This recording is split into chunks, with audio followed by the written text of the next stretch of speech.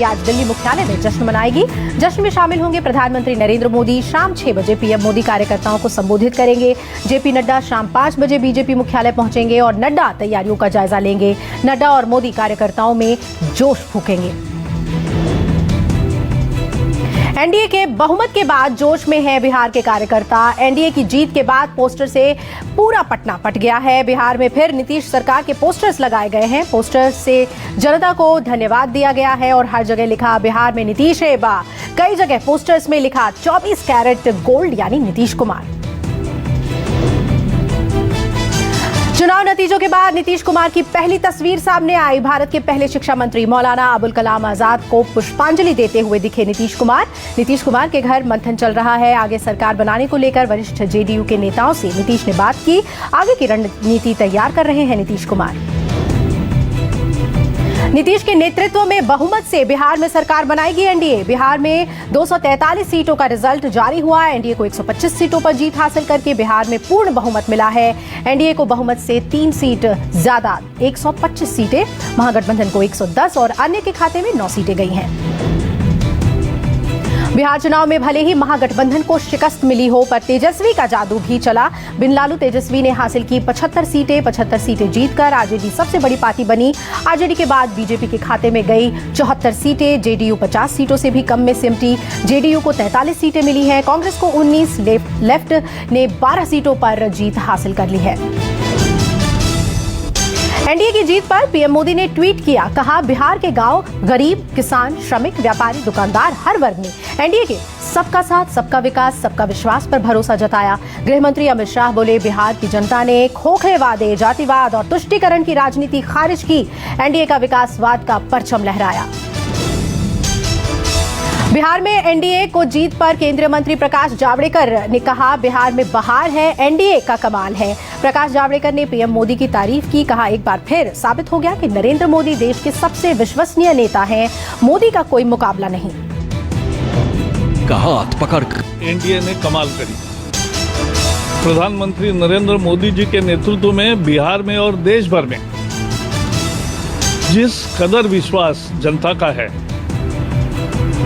लोग देश की तरक्की चाहते हैं और जो विपक्षी दल नकारा राजनीति करते हैं उसको लोगों ने नकारा है। जीत से गदगद है केंद्रीय मंत्री अश्विनी चौबे। अश्विनी चौबे बोले, बिहार के लोगों ने डबल इंजन की सरकार पर मुहर लगाई। बिहार की जनता ने डबल युवराज को खारिज किया। अश्विनी चौबे ने नीतीश कुमार को मैन ऑफ द मैच बताया है। कहा, चाहे जो भी हो मुख्यमंत्री नीतीश कुमार ही रहेंगे। डबल इंजन की सरकार को ही जनता ने चुना है, ये डबल युवराज को नहीं। ये डबल युवराज को रिजेक्ट कर दिया है। मैन ऑफ द स्कोर जो है, जो श्री नरेंद्र भाई मोदी हैं, अब मैन ऑफ द मैच जो है हमारे नीतीश कुमार जी। नीतीश कुमार जी हमारे मुख्यमंत्री रहे हैं। हमारी पार्टी ने भी तय किया है कि चाहे जो भी हो हमारे मुख्यमंत्री नीतीश कुमार जी रहेंगे। बीजेपी नेता और डिप्टी सीएम सुशील कुमार मोदी ने न्यूज 24 से खास बातचीत की है। सुशील मोदी ने कहा कि एनडीए ने बेहतर प्रदर्शन किया है, पर चिराग पासवान की वजह से एनडीए को नुकसान पहुंचा है। एलजेपी की वजह से जेडीयू को 25 से 30 सीटों का नुकसान हुआ है। जेपी जेडीयू गठबंधन जो है उसने बहुत बेहतर जो है प्रदर्शन किया है और चौथी बार मुख्यमंत्री बनना या चौथी बार सरकार बनाना है कोई सामान्य बात नहीं। इस देश के अंदर नरेंद्र मोदी, ज्योति बसु, नवीन पटनायक ऐसे गिने चुने लोग होंगे जिनको जनता ने तीसरी बार चौथी बार मौका दिया। बिहार बीजेपी के प्रभारी देवेंद्र फडणवीस बोले, धन्यवाद बिहार। बिहार की जनता ने ये साफ कर दिया है कि वो विकास चाहते हैं, ना कि जंगल राज। केंद्रीय मंत्री रविशंकर प्रसाद ने कहा, हम अपनी जीत में प्रतिष्ठित हैं और उसी तरह विपक्ष भी अपनी हार में कुछ ग्रेस दिखाए। यही लोकतंत्र का सार है। जनता ने भरोसा दिलाया कि नरेंद्र मोदी के नेतृत्व में केंद्र सरकार और नीतीश जी की अगुवाई में एनडीए सरकार बिहार की, इसी से आगे विकास संभव है। बिहार में असदुद्दीन ओवैसी की पार्टी का भी बेहतरीन प्रदर्शन रहा। बिहार में एमआईएम ने 5 सीटों पर जीत हासिल की। दिग्विजय सिंह ने असदुद्दीन ओवैसी पर हमला कर बोला और कहा, एआईएमआईएम ने चुनाव लड़कर की बीजेपी की मदद, वोट काटने का काम किया। गिरिराज बोले, ओवैसी का जीतना गलत, जिन्ना जैसा काम करते हैं ओवैसी। ओवैसी साहब का 5 सीट लेना बिहार के लिए अच्छे सूचक नहीं है मेरे नजर में। क्या हो जाएगा? क्योंकि ओवैसी साहब देखने में तो बड़े खूबसूरत है, पढ़े लिखे हैं, जुबान से उनका जहर निकलता, सोच उनका जिन्ना का होता, सदन के अंदर वंदे मातरम तक नहीं कह पाते।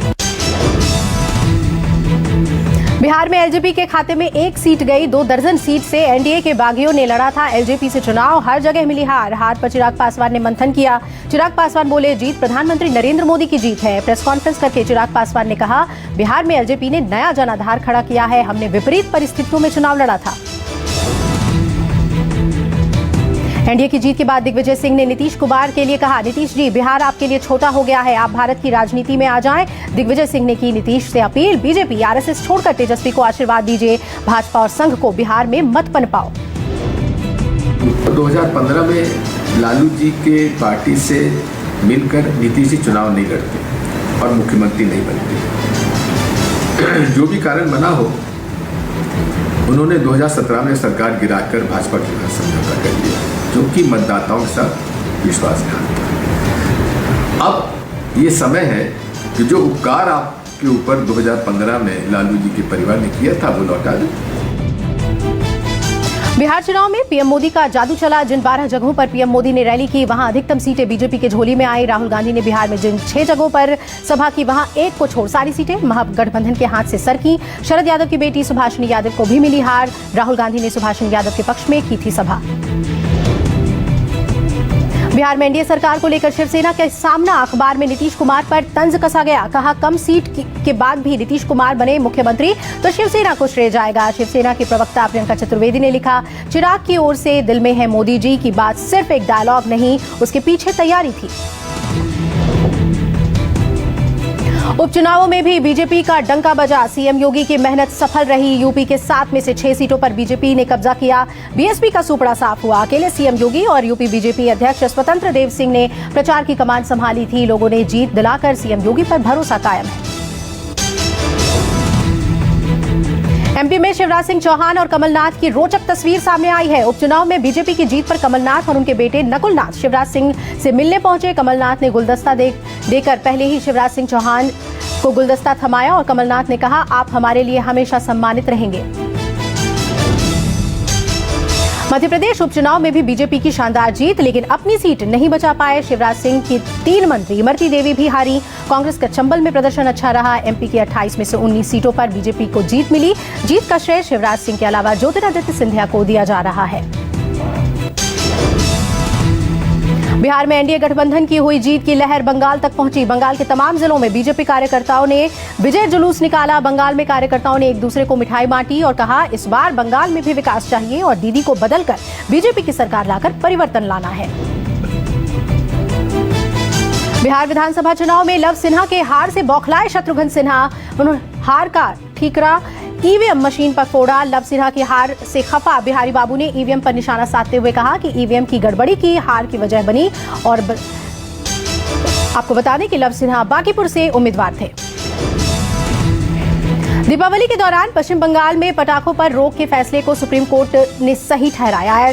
सुप्रीम कोर्ट ने कहा कि इस महामारी काल में जीवन से अधिक महत्वपूर्ण कुछ भी नहीं है। आपको बता दें कि कोलकाता हाईकोर्ट ने पटाखे पर बैन लगाने का आदेश दिया था, जिसके बाद हाईकोर्ट के आदेश को सुप्रीम कोर्ट में चुनौती दी गई थी। भारत में कोरोना से अब तक 78 लाख लोग ठीक होकर घर लौटे। पिछले 24 घंटे में 46,000 मरीज कोरोना से ठीक हुए। 24 घंटे में 44,281 नए केस सामने आए। 512 लोग कोरोना से जिंदगी की जंग हार गए। भारत में कोरोना के कुल मामले बढ़कर 86 लाख के पार हो गए हैं। कोरोना से अब तक 26,000 से ज्यादा लोगों को अपनी जान गंवानी पड़ी। दिल्ली में कोरोना संकट बढ़ गया है। दिल्ली में अब 41,385 एक्टिव केसेस हैं। पॉजिटिविटी रेट 13% तक पहुंचा। दिल्ली में 24 घंटे में 7,830 नए केस सामने आए। दिल्ली में एक दिन में कोरोना के अधिकतम मामले 1 हैं। अमेरिका में कोरोना वायरस महामारी की नई लहर से हाहाकार मच गया है। पिछले 24 घंटों में कोरोना वायरस के 2 लाख से ज्यादा नए मामले सामने आए हैं। बताया जा रहा है कि यह कोरोना महामारी का सबसे घातक चरण है। अब तक कोरोना से संक्रमित होने वाले लोगों की संख्या 10 करोड़ से ज्यादा हो गई है। कोरोना वैक्सीन को लेकर अमेरिकी कंपनी फाइजर ने बड़ा दावा किया है। फाइजर के मुताबिक तीसरे चरण में कोरोना वैक्सीन 90% सफल हुई। अमेरिकी फार्मा कंपनी फाइजर जर्मनी की पार्टनर कंपनी बायोटेक एसई के साथ वैक्सीन बना रही है। कोरोना काल में यही दो कंपनियां पहली ऐसी कंपनी है जिन्होंने वैक्सीन के इस्तेमाल और सफल परिणाम का आंकड़ा पेश किया है। फाइजर कंपनी के दावे के बीच राहुल गांधी ने कोरोना वैक्सीन को लेकर ट्वीट किया। कहा, फाइजर ने आशाजनक टीका बनाया है। सरकार को कोरोना टीका बांटने की रणनीति बनाने की जरूरत है ताकि हर भारतीय तक टीका पहुंचे। भारत को लॉजिस्टिक्स पर काम करने की जरूरत है। राजस्थान के जोधपुर में एक निर्माणाधीन फैक्ट्री में बड़ा हादसा हो गया। हादसे में दीवार ढहने से 8 लोगों की दर्दनाक मौत हो गई। बासनी थाने के नजदीक फैक्ट्री के लिए निर्माणाधीन दीवार अचानक ढहने से दीवार के मलबे में तकरीबन 10 से 12 लोग दब गए। रेस्क्यू के बाद हादसे की जांच जारी है। मरने वालों के परिजनों के लिए गहलोत सरकार ने 2-2 लाख रुपए की मुआवजा की घोषणा की। दिल्ली पुलिस की स्पेशल सेल ने एनकाउंटर के बाद पकड़े गए इनामी बदमाश हाशिम बाबा पर 5 लाख का इनाम था। एनकाउंटर के दौरान कुल 8 राउंड गोलियां चलाई गई, जिसमें 3 राउंड हाशिम बाबा ने फायर की और 5 राउंड गोलियां पुलिस ने चलाई। गोलीबारी के दौरान गैंगस्टर हाशिम के पैर में एक गोली लगी। उत्तर प्रदेश के पीलीभीत में बीच सड़क जबरदस्त मारपीट हुई। 2 पक्षों में जमकर चले घूंसे और डंडे। सरेआम मारपीट का वीडियो वायरल हुआ। मकान निर्माण के दौरान कहासुनी के बाद सिर फुटौल हुई। पुलिस पूरे मामले की जांच में जुटी। राजधानी दिल्ली के करावल नगर इलाके में एक महिला के मर्डर के बाद सनसनी फैल गई है। बताया जा रहा है कि देवर ने भाभी का गला दबाकर हत्या कर दी। वारदात की सूचना मिलते ही पुलिस मौके पर पहुंचकर आरोपियों को गिरफ्तार कर चुकी है और जांच की कार्रवाई शुरू कर चुकी है।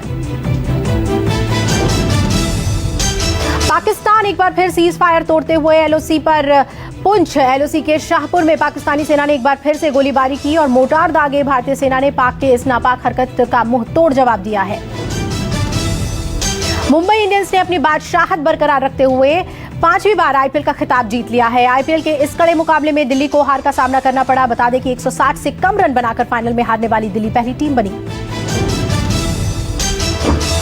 पाकिस्तान के पीएम इमरान खान द्वारा अपनी सेना और अदालतों पर सवाल उठाए जाने के बाद पाक में बवाल मचा हुआ है। बताया जा रहा है कि बौखलाहट में इमरान की जुबान से ऐसे शब्द निकल गए जिसके बाद से पूरी दुनिया में पाकिस्तान का मजाक बन रहा है। आर्मेनिया और अजरबैजान के बीच जारी युद्ध को रोकने के लिए रूस की कोशिशें अब तेज दिख रही हैं। युद्ध को लेकर पुतिन ने ऐलान किया है कि रूस के हस्तक्षेप से आर्मेनिया और अजरबैजान के बीच शांति पर सहमति बन गई है। कहा जा रहा है कि अब युद्धग्रस्त क्षेत्र में रूस शांति व्यवस्था को बनाए रखने के लिए शांति रक्षकों को तैनात करेगा।